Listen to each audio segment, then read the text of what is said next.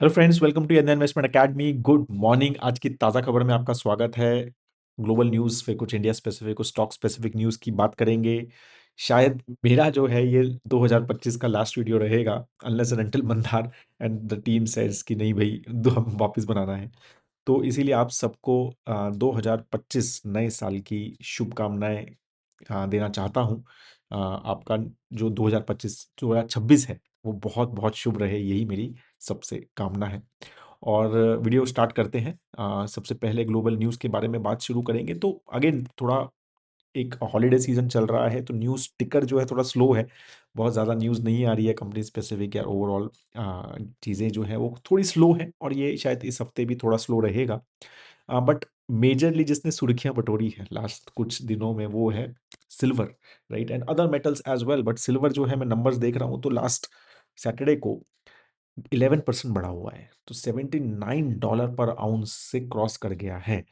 Copper भी 6-5% बढ़ा हुआ है। प्लेट एक दिन की बात कर रहा हूँ, ये प्लेटिनम 12% बढ़ा हुआ है, पैलेडियम 14% बढ़ा हुआ है। मतलब तो मेटल्स में कुछ तो एक जबरदस्त जो है वो उछाल आया हुआ है। इसका रीजन क्या है? रीजन है चाइना। तो चाइना की वजह से क्या है, एक स्क्वीज क्रिएट हो गया है। तो बेसिकली चाइना जो है ना, मैंने शायद एक ट्वीट भी किया था इसके ऊपर, it controls lot of metals and rare earths एंड बहुत ज़्यादा वर्ल्ड के जो सप्लाई चेन है, from perspective of even mining भी वो काफ़ी अच्छे बड़े प्लेयर हैं, और इवन उनकी प्रोसेसिंग में, राइट, उसमें भी बहुत बड़े वो प्लेयर हैं। तो सिल्वर का भी 60 to 70% सप्लाई चेन वो कंट्रोल करते हैं ग्लोबल।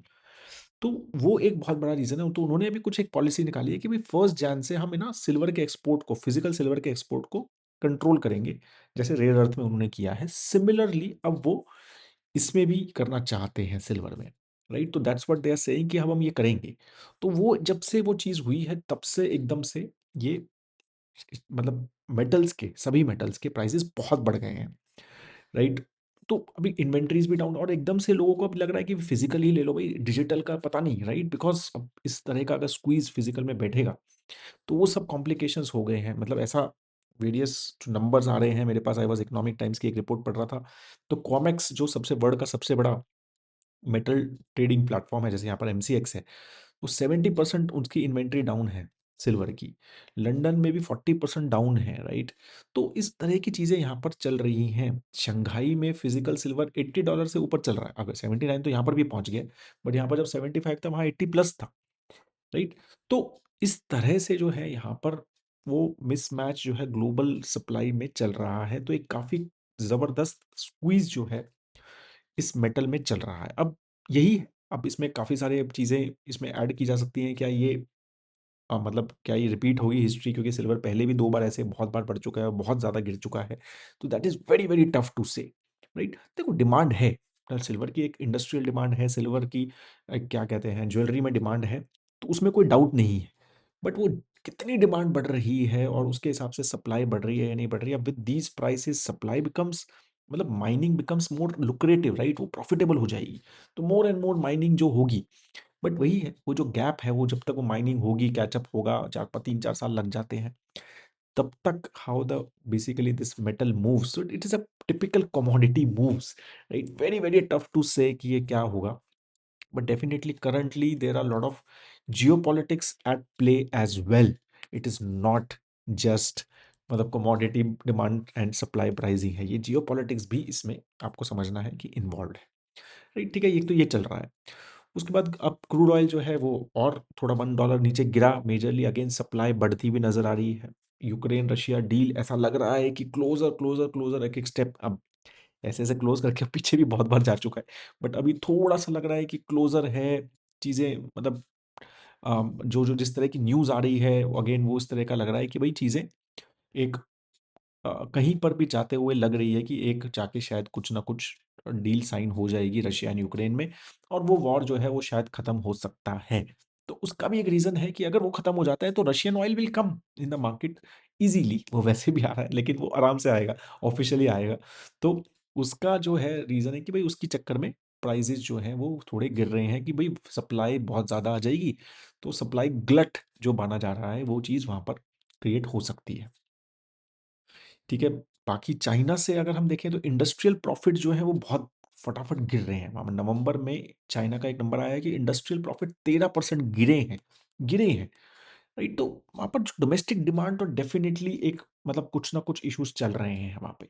अक्टूबर में भी ये 5.5% गिरे थे। तो domestic demand is not doing well, exports भरोसे ये चीज़ें चल रही हैं सब कुछ, और यही रीज़न है कि एक्सपोर्ट्स पे उनका फोकस, और ये चीज़ें मतलब कि वो एक्सपोर्ट्स को एक तरह से आम कर रहे हैं, राइट? ग्लोबली कि भाई हम एक्सपोर्ट, इतने बड़े एक्सपोर्टर हैं वर्ल्ड के, तो बहुत ज़्यादा इंपॉर्टेंट चीज़ें भी वो एक्सपोर्ट करते हैं, और इस चीज़ को वो एक तरह से वॉर फुटिंग पे मतलब उस तरह से वहाँ पर उसको वहाँ पर लेके जा रहे हैं, जिससे ये चीज़ें कॉम्प्लिकेट हो रही हैं ग्लोबली सप्लाई चेन्स में, राइट? तो जैसे-जैसे डोमेस्टिक जो डिमांड वहाँ वीक हो रही है, स्पेशली रियल एस्टेट वगैरह से फैक्टर्स जो हमने काफ़ी देखे भी हैं पहले, राइट? तो वो चीज़ वहाँ पर एक्सपोर्ट में they are focusing more and more on that, right? But they are trying कि डोमेस्टिक डिमांड भी इम्प्रूव हो, but let's see how that goes, right? बाकी फेडरल रिज़र्व की जो लेटेस्ट मीटिंग हुई थी जिसमें उन्होंने 0.25 रेट कट किए थे, उसकी मिनट्स ऑफ मीटिंग जो है वो रिलीज़ होंगे इस हफ्ते। So that we will see कि भई आगे पोटेंशियल रेट कट 2026 का कुछ डिस्कशन हुआ क्या? तो वो सब चीज़ें थोड़े से वहाँ पर इंडिकेटर्स आ सकते हैं। बाकी जॉबलेस क्लेम्स वगैरह के कुछ नंबर्स जो हैं यूएस के लेटेस्ट अब आने शुरू हो जाएँगे आफ्टर उनके शटडाउन के बाद। नंबर्स थोड़े से डिले चल रहे हैं अभी तक, बट अब hopefully numbers will be more मतलब डिले नहीं होंगे, लेटेस्ट आएँगे तो उससे भी चीज़ें पता चल जाएँगी। बाकी इंडिया स्पेसिफिक इस वीक पीएमआई नंबर्स आएँगे ऑफ कोर्स, एक तो फर्स्ट को, फिर हमारे ऑटो के नंबर्स आने शुरू हो जाते हैं, आईआईपी नंबर्स आएँगे, तो उससे भी मार्केट के एक इंडिकेटर्स की रीडिंग्स आ जाती हैं कि भई how the market is overall. तो PMI and auto numbers are definitely market tracks very, very closely, and GST numbers as well, right? तो ये 2-3 नंबर्स जो हैं वो फर्स्ट को हमारे पास आएँगे, तो उससे हमें चीज़ें थोड़ी-सी क्लैरिटी आएगी। बाकी इंटरेस्टिंगली हाउसिंग सेल्स जो है इंडिया में 2025 में गिरी है। अगर हम ईयर ऑन ईयर 2024 के मुकाबले मान करें तो वॉल्यूम वाइज 14% जो है नंबर ऑफ यूनिट्स जो घर बिके हैं 2025 में 2024 के मुकाबले 14% कम हुए हैं, जबकि वैल्यू वाइज वो 6% ज़्यादा है। अभी इंटरेस्टिंग है, ठीक है? तो मतलब प्रीमियम होम्स ही ज़्यादा बिक रहे हैं, राइट? तो अब ग्रेटर मुंबई मतलब जो ये अपना नवी मुंबई वगैरह जो है, राइट? इसमें अच्छा खासा डिक्लाइन जो है ओवरऑल आया, 18% का डिक्लाइन इसमें आया। पुणे में 20% का डिक्लाइन आया, अगेन बाय वॉल्यूम बोल रहा हूँ मैं, राइट? तो इस तरह की चीज़ें जो हैं वो यहाँ पर हुई हैं। बाकी न NCR has been doing very well. NCR में जो मार्केट है वो डबल डिजिट ग्रो 23% ग्रो हुई है, और ओनली मार्केट जो है जिसमें डबल डिजिट ग्रो हुई है। तो एनसीआर तो अलग ही चल रहा है, इसमें कोई डाउट नहीं है। बाकी सबसे ज़्यादा सप्लाई जो क्रिएट हो रही है वो बेंगलुरु में और मुंबई में, नवी मुंबई में सबसे ज़्यादा सप्लाई जो है वो क्रिएट हो रही है as per this Anarock report. ठीक है? तो ये चीज़ें चल रही हैं, राइट? तो हाउसिंग मार्केट जैसा हमें लगता है ना, तो प्रीमियम सेगमेंट में जो है काफ़ी अच्छी ग्रोथ है, बट मिड एंड मतलब लोअर सेगमेंट्स में वहाँ पर इतनी ज़्यादा ग्रोथ नहीं दिख रही है, और ओवरऑल वॉल्यूम कम हुआ है। बाकी आरबीआई की रिपोर्ट आई तो उसमें बताया कि भाई ओवरऑल 10% क्रेडिट ग्रोथ हुआ है, एंड क्रेडिट 11% 11.7% क्रेडिट ग्रोथ हुआ है, और डिपॉजिट ग्रोथ सिर्फ 10% ही हुआ है। अगेन क्रेडिट ग्रोथ ज़्यादा हो रहा है, डिपॉजिट ग्रोथ कम हो रहा है, और अब जैसे जैसे इंटरेस्ट रेट कट हो रहे हैं, राइट? तो ये मतलब ऑफ कोर्स जो है डिपॉजिट ग्रोथ में और ज़्यादा स्ट्रेस आने की ज़रूरत होगी, और क्रेडिट ग्रोथ और बढ़ेगा ना, जैसे जैसे इंटरेस्ट रेट कम होंगे तो लोगों को लगेगा डिपॉजिट क्यों करना है, इंटरेस्ट रेट कम मिल रहा है, और जिनको क्रेडिट लेना उनको लग रहा है यार इंटरेस्ट रेट कम है तो मैं क्रेडिट ले लेता हूँ। तो ये सब मिसमैच जो है अभी बैंकिंग सेक्टर में थोड़े से रहेंगे। इंडिया ने एंटी डंपिंग ड्यूटी लगाई है चाइनीज स्टील के ऊपर, कुछ रेफ्रिजरेंट गैसेस के ऊपर, राइट? तो ये चीज़ें समझनी है। तो तो exactly cold rolled non oriented electrical steel, और टेट्राफ्लोरोइथेन, और आर जो मतलब R134A जो कि एक्सपोर्ट होता है चाइना से इंडिया में, उसके ऊपर एक्स्ट्रा ड्यूटीज जो है इंडिया ने लगाई हैं, anti dumping duties, so that ये सब चीज़ें यहाँ पर नहीं आए। तो for some chemical company, steel companies, it can be a good news. Rolls Royce की बात हो रही थी। रोल्स रॉयस कह रहा है कि भाई हम again this Rolls Royce engine बनाने वाला, right? Not Rolls Royce car, मतलब आई एम अज्यूमिंग कि सेपरेट डिविजन्स होंगे।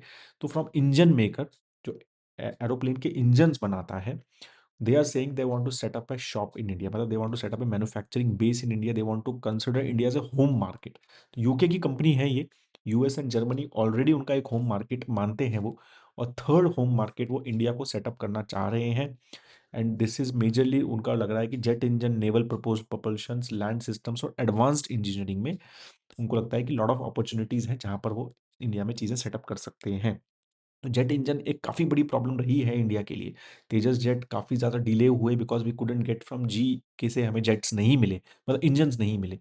तो आई थिंक इसीलिए मोर एंड मोर ये चीज़ें चल रही हैं कि इंडिया में ही जेट इंजन्स भी बने, राइट? और फिर ओवरऑल एयरक्राफ्ट्स इंडिया में बने, तो वो चीज़ें यहाँ पर शायद उसका एक अच्छा ये फैक्टर मेरे यहाँ से बनता हुआ नज़र आ रहा है। कुछ स्टॉक स्पेसिफिक अगर हम न्यूज़ की बात करें तो PM PMO prime minister office ने कोल इंडिया को बोला है कि भाई आपको 2030 तक सारी सब्सिडरीज अपनी लिस्ट करनी है। तो मिनिस्ट्री ऑफ कोल को उन्होंने ये डायरेक्ट किया है, राइट? करंटली कोल इंडिया ऑलमोस्ट 80% इंडिया की कोल प्रोडक्शन को कंट्रीब्यूट करती है। 8 सब्सिडरी हैं उनकी। ईस्टर्न कोल फील्ड है, बीसीसीएल है, Bharat Coking Coal, Central Coal Field, Western Coal Field, तो काफ़ी सारी उनकी 8 सब्सिडरीज हैं। ऑलरेडी 2 उनकी जो बीसीसीएल है और उनकी central mine planning and design institute है, वो ऑलरेडी मार्च 2026 तक लिस्टिंग की बात हो रही है, उसमें काम हो रहा है ऑलरेडी, राइट? इसके तो बीसीसीएल वगैरह के तो शायद काफ़ी सारे रोड शोज़ वगैरह भी हो गए हैं, डीआरएचपी भी फाइल हो गया है, राइट? तो और सीएमपीडीआई, राइट? तो उसका भी डीआरएचपी जो है वो फाइल हो गया है। तो उसमें 6 सब्सिडरीज़ जो हैं, वो 8 सब्सिडरीज़ सारी जो है 2030 तक लिस्ट करने के लिए गवर्नमेंट ऑफ इंडिया की बात जो है इसमें चल रही है। और मतलब again this is becoming very very important, right? As power hungry हम हैं, राइट? हम ग्रो भी कर रहे हैं और ये with AI more and more power requirement लगती हुई नजर आ रही है। तो I think government is focusing कि पावर शॉर्टेज उस चीज़ की सब चीज़ों में ना हो।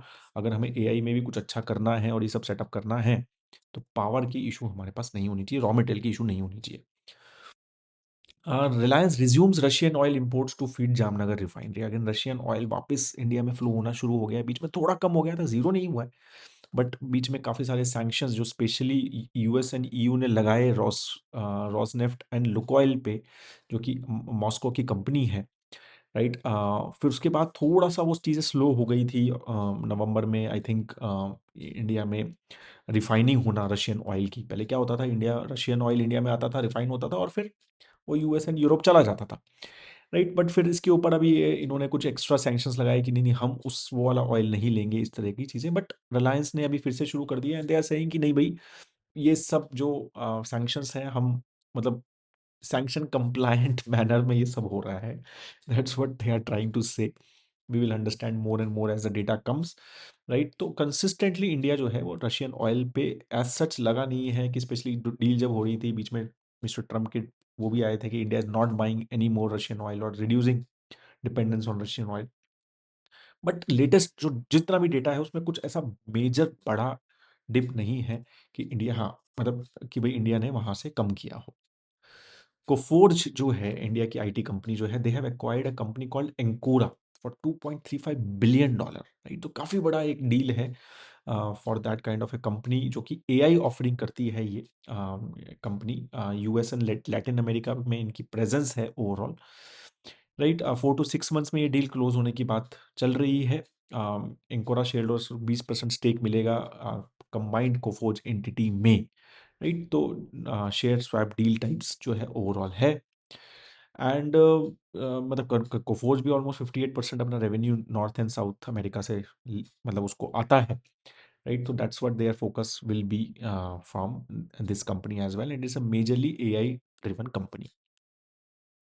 ओला इलेक्ट्रिक की अगेन डिस्कशंस चलते रहते हैं, न्यूज़ कुछ ना कुछ आती रहती है। तो अब जो उन्होंने भारत सेल जो अपने बैटरीज बनाई हैं, राइट? तो उसके ऊपर now they are ramping up deliveries, right? तो करंटली तमिलनाडु, केरला, तेलंगाना एंड कर्नाटक में they have started those deliveries, right?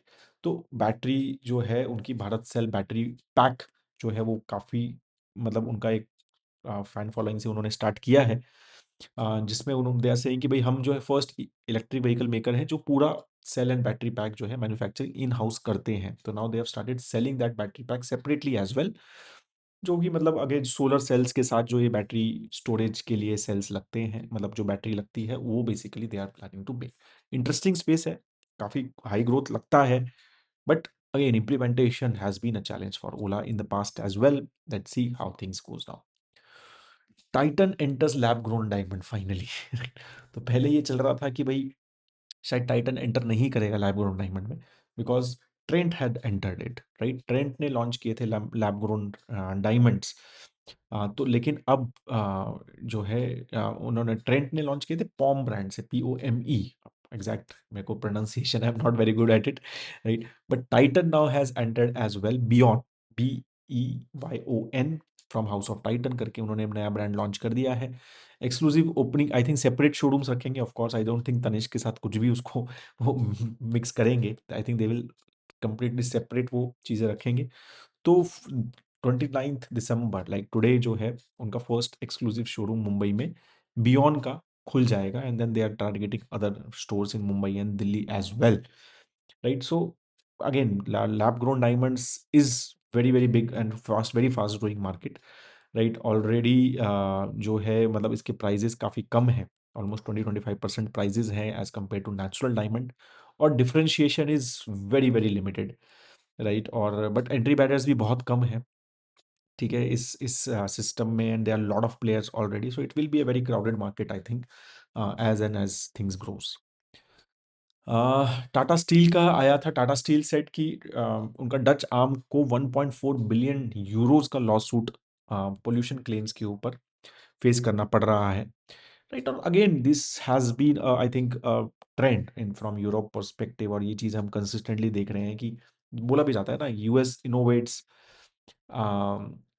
China copies and Europe regulates, right? तो वो चीज़ हमें समझनी है कि ये चीज़ें consistently Europe does, and this is very specifically tech companies को, राइट? टाटा स्टील तो ये अलग है, बट टेक, अगर हम यूएस की टेक कंपनीज देखो, और इसके ऊपर बहुत बार I think Elon Musk and lot of US politicians also talk about it, right? कि भाई बहुत बड़ा जो फाइन्स हैं, मतलब कल एक मैं आपको डेटा दिखाऊंगा बाद में, एक नॉलेज सेक्शन में शायद उसका डिस्कशन करेंगे नेक्स्ट वाले में, बहुत बहुत इंटरेस्टिंग था कि वो कितना ज़्यादा वो फाइन देते हैं इन यूरोप, ठीक है? तो उसके ऊपर कुछ एक बहुत इंटरेस्टिंग डेटा था, तो I will show you may be next knowledge section, आज नहीं है मेरे पास वो डेटा, बट वो बहुत इंटरेस्टिंग है। तो ये टाटा स्टील भी नाउ 1.4 बिलियन यूरोस का जो लॉट सूट है, वो basically they are saying that they will, of course they said कि we will fight it out, and it is not, and it's unsubstantiated and speculated, that's the अभी तो Tata steel ने जो बोला है वो ये है। बाकी सबसे इंपॉर्टेंट न्यूज़ ये है कि Warren Buffett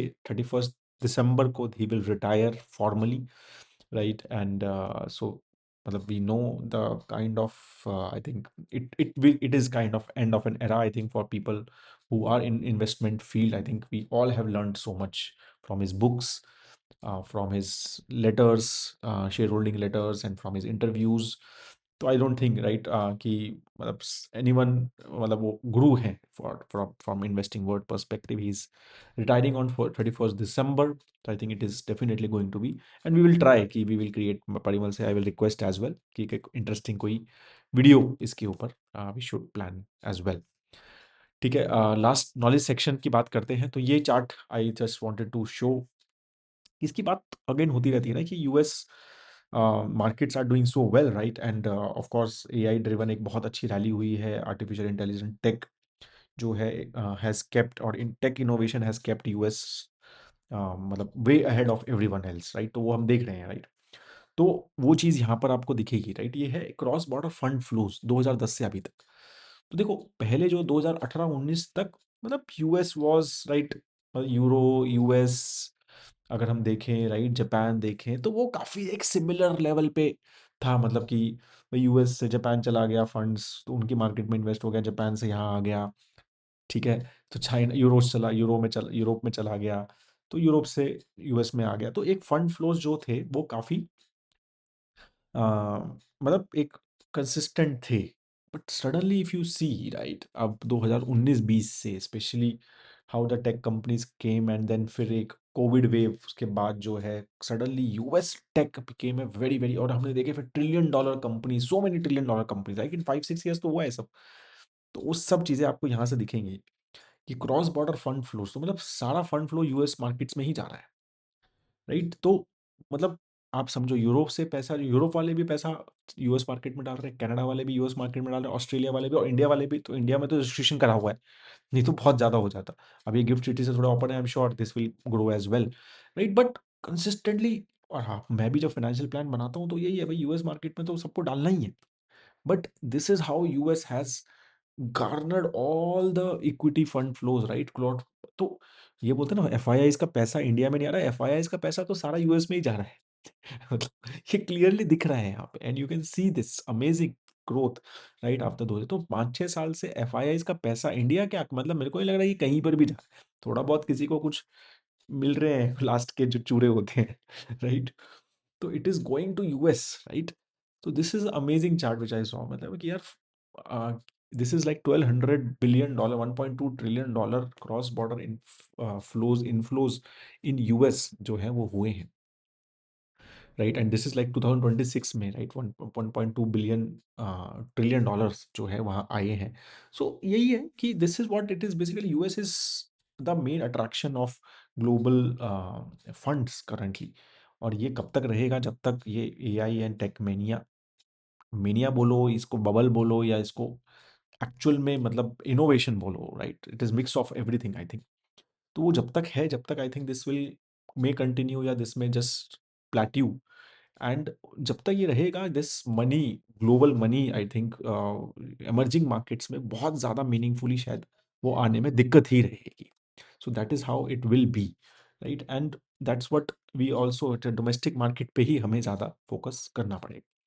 that is all guys on this. I hope आपको वीडियो अच्छा लगा। अगर अच्छा लगा तो लाइक ज़रूर कीजिए। If you have any question तो कमेंट सेक्शन में ज़रूर लिखिए। And if you can share this with your friends and families on our social media, that would be great. Thank you so much for your time. Again, just want to wish you all a very, very happy 2026. सभी का नया 2026 बहुत शुभ रहे, this यही मेरी कामना रहेगी right. और आप सब खुश रहें और इंजॉय करें on the new year eve and everything. Thank you so much. जय हिंद।